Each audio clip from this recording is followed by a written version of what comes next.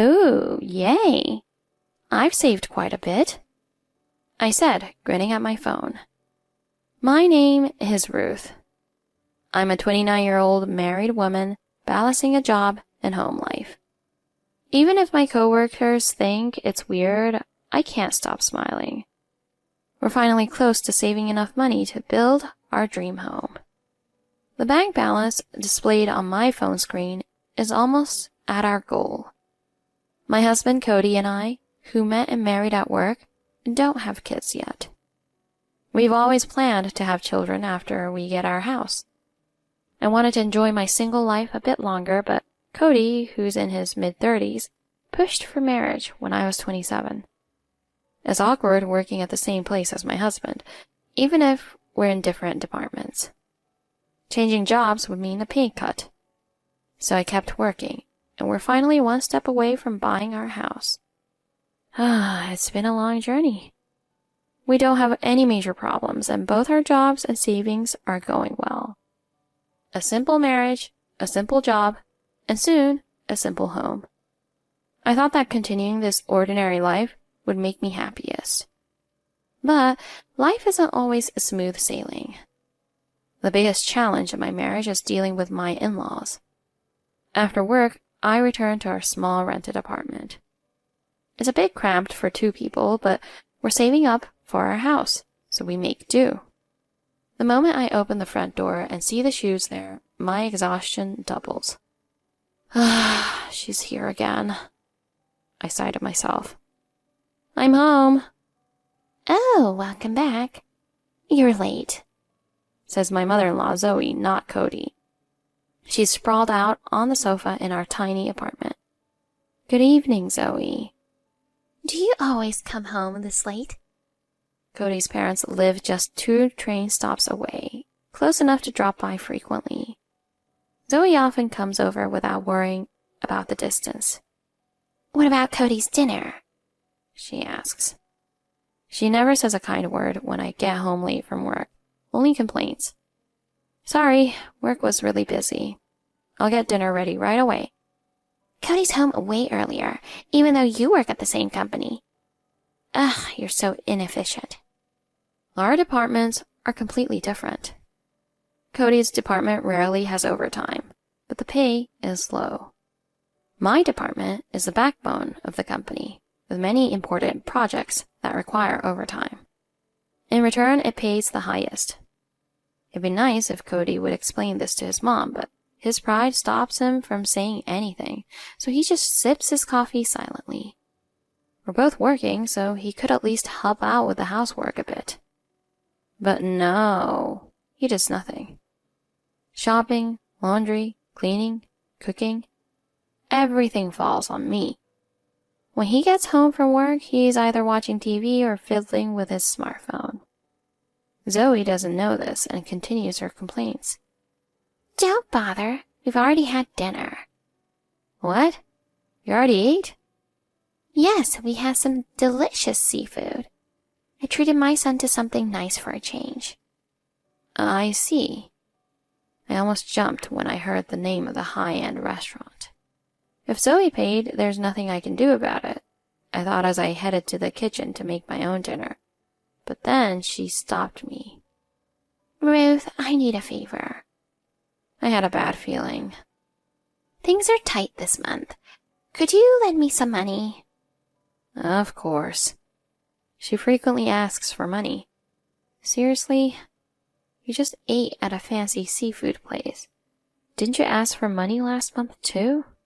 And I gave you $500. And the month before that. I wanted to tell her she's the one who's inefficient, but I forced a strained smile instead. Sorry, we're tight this month too. Ugh, how heartless, not helping out when your parents are struggling. Who's really being heartless here, though? Your son doesn't lift a finger around the house and goes out for fancy meals. Then Cody finally speaks up. You're so stingy, Ruth. Mom's in a tough spot. Help her out a bit. But we really can't afford it this month. I'll help you out, Mom. Cody sighs, pulling out his wallet and handing her $700. You're such a good boy, Cody. My pride and joy. Like Ruth. Zoe glared at me before heading to the door. I felt a bit relieved until she turned back with another glare. Cody, if you ever want to leave this money-grabbing wife of yours, you can always come home. Yeah, I'll think about it. She slammed the door behind her. What was that about? I demanded. Cody was already back on the sofa with his phone. Why did you give her $700? If we have that kind of money, it should go to our household expenses. I have a reason for saying this. Cody pays the rent for this apartment, but that's it. I pay for all the utilities, internet, groceries, and other expenses. The reason is simple. He won't pay. What are you talking about? I pay the rent, don't I? You want me to pay more? Huh, what a greedy woman. He always refuses to give money. I pay for everything else, including the phone bill for that smartphone you're holding. That's only fair. You make more money than I do. But not by much. I'm barely getting by with all the household expenses and trying to save. Oh, you can save? Then you're fine, see? He reaches out his hand when I mention saving. What are you doing? I gave my mom $700 and now I'm broke. Give me some spending money. No way. You keep your entire paycheck for yourself except for the rent. Every month he complains about not having enough, saying he has to entertain clients and maintain connections, and I've always reluctantly given him money. But not today. Giving you money is the same as giving it to your mom. Why should I pay for your seafood dinners? It's called being a good son. What about me? Neither Cody nor his mother ever appreciates what I do. I'm just losing money. And what was that about, considering divorce? I ask. Exactly what it sounded like. If you keep being stingy, I might have to consider it. With that, he locks himself in the bedroom, leaving me to sleep on the couch. In our small apartment, there aren't many options. Amid these stressful days, my only solace is checking my bank balance. After enduring another round of complaints and demands for money from my mother-in-law, I opened my savings account on my phone at work. Just a little more and we'll have our house, I thought, but then I froze. What the hell? I exclaimed, standing up abruptly and apologizing to my boss before rushing home. Cody, are you here? What's going on? You're home early? He said wide-eyed. Before him was an array of expensive seafood. And he wasn't alone. Oh, welcome back, Ruth. Zoe greeted me. We're just having a little seafood feast, added my father-in-law. My in-laws were both here. What on earth were they doing? What's going on here? Just eating some seafood. Want some lobster? She offered. Where did you get the money for this? Oh, we had a bit of a windfall, Cody said. Windfall? I demanded, closing in on him. Panicking, Cody and his parents exchanged nervous glances. Desperate, Cody handed me a bank book, the one I'd just checked online. I flipped it open and stared in shock. What is this? How did you withdraw this money? I guessed your PIN and it worked, he said, grinning. You guessed? You stole my money. This is my savings from before we got married. The money I'd painstakingly saved as a single woman was gone. He admitted it without a hint of remorse, laughing. Come on, we're married. What's yours is mine. Don't be ridiculous. This is my hard-earned savings. Give it back. Now, Ruth, what's this all about? A wife's money is her husband's money. While he supports you, you're secretly saving up all this money. You really are greedy. Right? You should be grateful for what you have. Who do you think you're living off of? I couldn't believe it. I was surrounded by enemies. What the hell? This is theft. Give me my money back. Who's being ridiculous now? The word thief clearly startled him. Irritated, he said, I pay the rent and entertain clients and help my parents. Yeah, Cody is such a good son. You only make me pay the rent, while you save up all this money. Huh, must be nice for you. You pay only the rent. And there are barely any client dinners. You ask me for money while helping your parents. Shut up. You're the wife. You should listen to me and my parents. What? You should be grateful I'm not divorcing you. Cody shouted, yanking me toward the door and throwing me out. Hey! You're not getting any of this seafood. Go cool off outside. I never expected to be thrown out. I was in shock for a while, but eventually I decided to stay at a business hotel for the night. The next day, when I returned home, only my husband was there. I was relieved that his parents were gone until he handed me a piece of paper. It was a divorce application with his section already filled out. What's this? Listen, if you complain to me again, I'll file for divorce. If you don't want that, you better do as I say. I'll be handling the savings from now on, he said, waving the bank book in front of me before heading out. Where are you going? Out for a drink. Got a problem with that? I'll divorce you, he said with a sneer and left. What an idiot. Did he really think I would just obey because he threatened me with divorce? I had already lost all my love for him. Plus, he didn't know that I had already moved all the money from that account to another one. I had multiple accounts because I didn't trust keeping all my savings in one place. The account he had was just one of many. I filled out my section of the divorce papers. What a fool. Leaving a signed divorce application. It was exactly what I wanted. I packed my things and left the house. After another night at the business hotel, I took a day off work to file divorce papers at the city office as soon as it opened. Then I went straight to a real estate agency. The previous night at the hotel, I had found a new listing for a house that caught my eye. It was a newly built single-family home close to the station, perfect for commuting. It was almost love at first sight, with the exterior and interior exactly as I imagined. I toured the house and decided to buy it on the spot. After that, it was a whirlwind of activity. Since staying at a hotel was too expensive, I explained the situation to a friend and stayed with them while preparing to move into my new home. I had to buy all new furniture and take care of various procedures. I was so busy that I almost forgot about my ex-husband and ex-in-laws. Hey, Ruth. One day, Cody showed up at my office, startling me. I had forgotten we worked at the same company. He called out loudly, drawing everyone's attention, and walked straight to my desk. Why haven't you been answering your phone? I just didn't feel like it. He had been calling nonstop, but I was too busy and didn't want to deal with it. You withdrew money from our account, didn't you? What the hell? Why haven't you come home? Do you really want a divorce? It's fine. We're already divorced, and that money is mine to use as I please. He still thought he could use divorce as leverage. When I said it so casually, he looked stunned. What's with that dumb look? It's hilarious. What? We're divorced? You can't be serious. You prepared the papers, so I filed them. Thanks for that. I don't accept this. It's done. I've already informed the company and completed the procedures.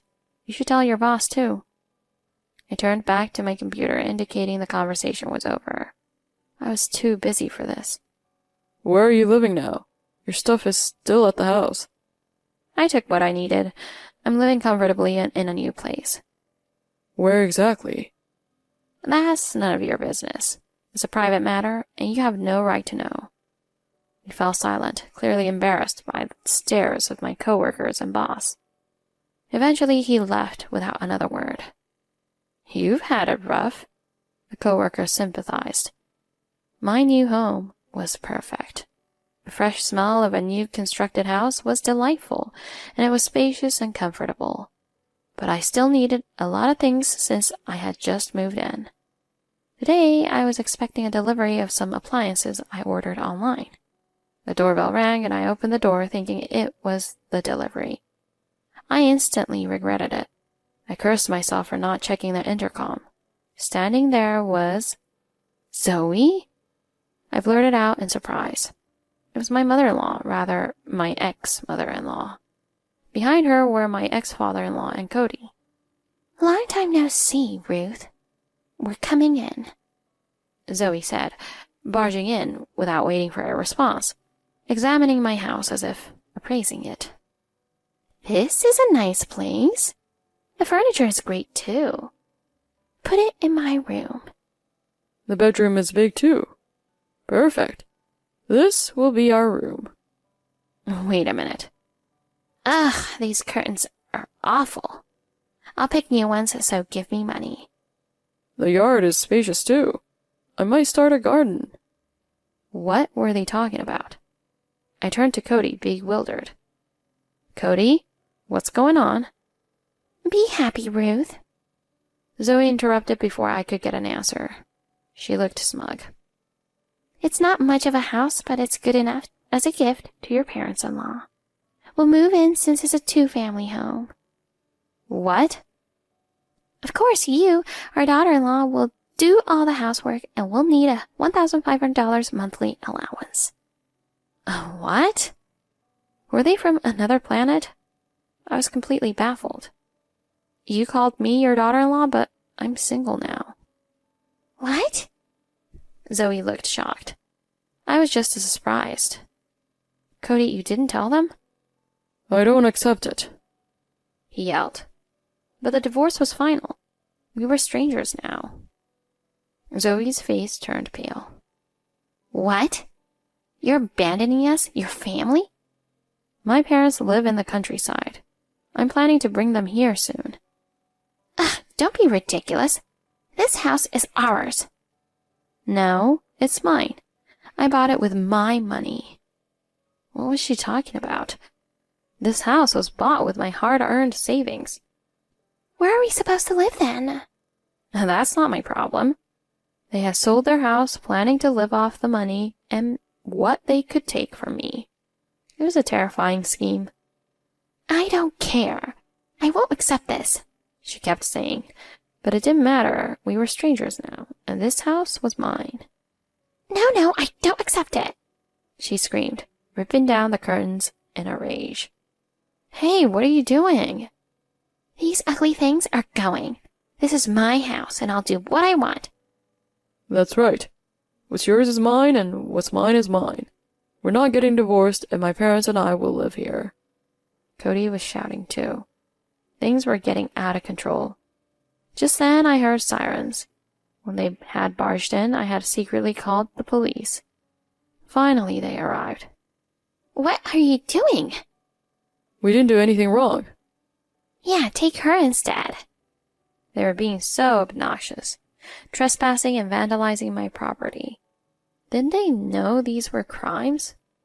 After the police calmed things down, they were taken away but not arrested.